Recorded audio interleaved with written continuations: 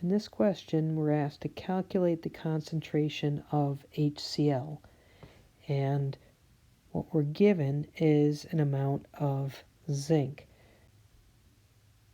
We are comparing one chemical to another, so we need to have a balanced chemical equation. From the question, we know that zinc is placed in HCl, so that's going to be our reactants. Our products, we're told, are H2 and zinc chloride, so now we need to balance. So we have a balanced chemical equation.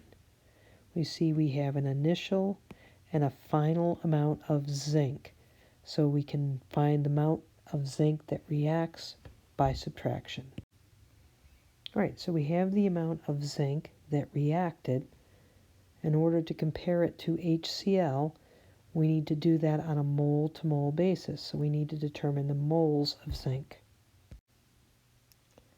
We convert to moles by dividing by the atomic weight.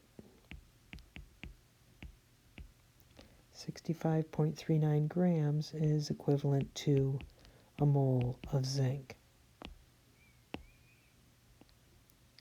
So now grams cancel and we know the moles of zinc.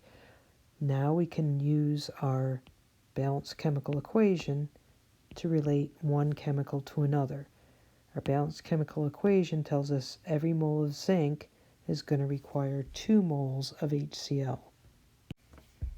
So we do the associated calculation and we know the moles of HCl that we have in solution. The final step is to calculate the concentration, which is given in moles per liter.